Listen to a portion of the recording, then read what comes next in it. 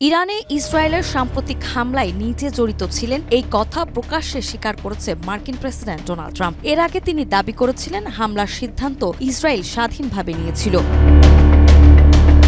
৬ November সাংবাদিকদের সঙ্গে আলাপকালে Trump বলেন, প্রথমে ইসরায়েলি হামলা চালায়। হামলাটি ছিল অত্যন্ত শক্তিশালী। পুরো অপারেশনের দায়িত্ব আমার কাঁধেই ছিল। তিনি আরও বলেন, হামলার প্রথম দিন ইসরায়েলের জন্য ছিল বিশেষ সফল একটি দিন। সেদিনই সবচেয়ে বেশি ক্ষয়ক্ষতি করা সম্ভব হয়েছে।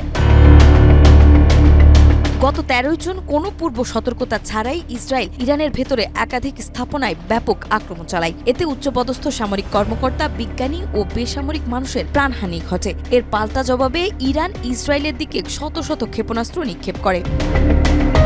পরবর্তী সময়ে যুক্তরাষ্ট্র সরাসরি যুদ্ধে ইসরায়েলের পাশে দাঁড়ায় এবং ইরানের ৩টি গুরুত্বপূর্ণ পারমাণবিক স্থাপনায় বিমান হামলা চালায়।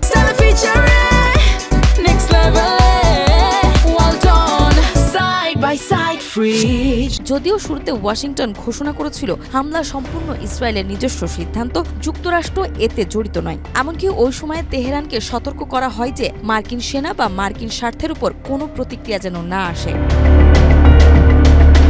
মার্কিন পররাষ্ট্রমন্ত্রী মার্কো রুবিও তখন বলেছিলেন, আজকের ইসরায়েলি হামলাটি একক সিদ্ধান্ত। আমরা এতে যুক্ত নই। আমাদের প্রধান লক্ষ্য মার্কিন বাহিনীকে সুরক্ষিত রাখা। এরপর থেকেই ট্রাম্প প্রকাশ্যে এই যুদ্ধের কৌশলগত সাফল্য নিজের বলে দাবি করতে থাকেন। তিনি বলেন, যুক্তরাষ্ট্র ইরানের পারমাণবিক কর্মসূচিকে সম্পূর্ণরূপে ধ্বংস করেছে। তার ভাষায় এটি তার প্রশাসনের একটি বড় অর্জন। তবে সর্বশেষ মন্তব্যে ট্রাম্প ইঙ্গিত দিয়েছেন, শুরু থেকেই পুরো সংঘাতের পেছনে তার উদ্যোগই কার্যকর ছিল।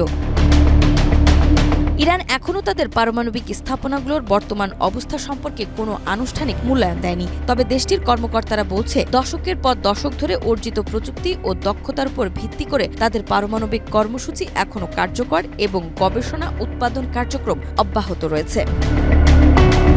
নাজমা, মাই টিভি।